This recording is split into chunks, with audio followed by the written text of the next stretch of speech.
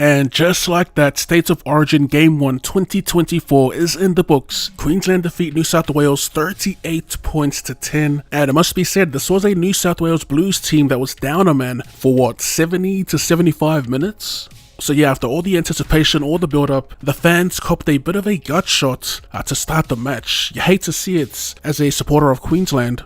I wasn't necessarily jumping for joy when I saw that Suali'i did get sent from the field. As for my thoughts on that send-off, I do agree with the decision, even though I didn't want to see like a lopsided contest. Yes, Reece was falling, and I know I do get that it's State of Origin, but there was clear forceful contact to Reece Walsh's head. The fact that he got KO'd as well, it had to be done. It just sucks now because the brilliant moments we did see will be hampered by that stupid send-off. As for the match itself, I do want to give a few people their flowers from both sides of the field. In the preview, we talked about Queensland's X-Factor being an advantage, and their biggest advantage, their old heads. They're genuine tacticians. Ben Hunt at the ruck, and his combo with Harry Grant, which, by the way, Harry Grant had a bit of a stinker for the first time, I think. And our man of the match pick, Daly Cherry Evans, actually putting on an absolute masterclass, which you love to see.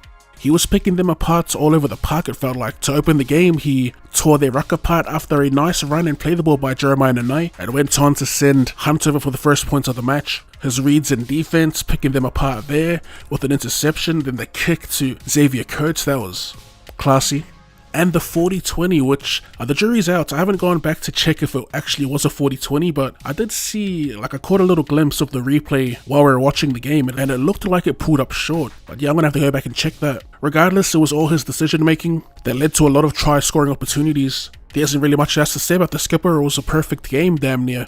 I know the score says 38 points to 10, but am I offered my judgment there? It felt like a pretty scrappy win.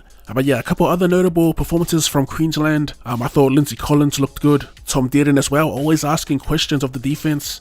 And Salmon Cobo as well, I thought was good. What a player to have on your bench. Just pure X factor. I know New South Wales were down a man, but that try that he set up, he just bumped Lomax clean. That's that genuine game breaker type that we're talking about. That's littered throughout this Queensland squad.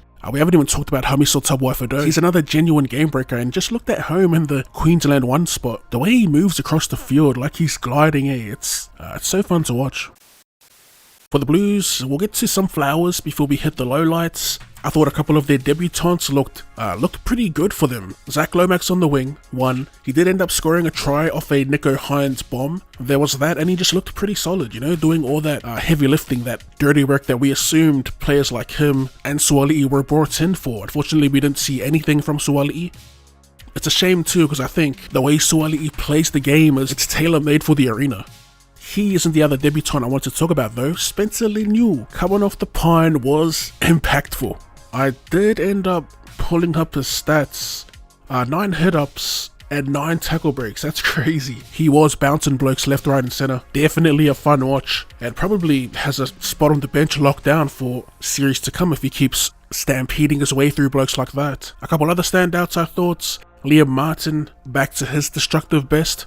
Both edges looked good actually, and came up with some pretty important plays that could have turned the tides. And lastly for the Blues, I thought Reece Robson. I saw a lot of people ragging on his selection, saying he's been crap for the Cowboys. I disagreed with him being terrible for the Cows. I thought he's been one of their more consistent. And yeah, he put up a gutsy effort, made 50 tackles, 5 misses. I didn't really pay attention to the misses. You're going to miss some tackles when you're defending in the middle for 80 minutes. Also came up with a clutch try saver, but ultimately didn't amount to anything. But yeah, Reece Robson, I thought he was good. Now to the more questionable performances. Now first of all, ultimately they did lose because they were down a man, we'll say that.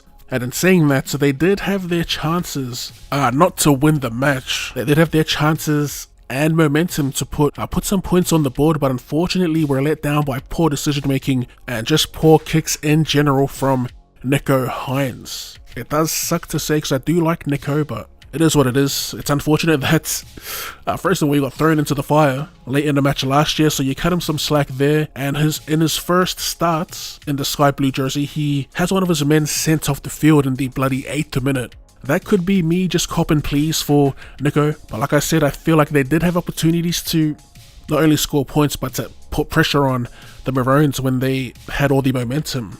And we're just let down by not only some poor kick choices, but some poor pass selection. Now this is fresh off watching the match, but I'm pretty sure it was him that just served up absolute dog water for Olakawatu to potentially do something. Just looked a little lost in the sauce out there, you know, questionable kicks, running on the fourth and getting held up at the ruck on the last. Yeah, overall just not a good performance from Nico. I'll be interested to know, if you were the Blues coach, would you be giving Nico another shot in game 2, or will you be bringing in a general play kicking tactician in, say, a Mitchell Moses? There's actually a lot to talk about for the Blues in like future videos in regards to making changes, because I do think adjustments need to be made to their bench, as well as a decision in the back five, because I'm assuming Suali is going to be suspended. Do they bring in Trell Mitz? Do they bring in Matt Burton?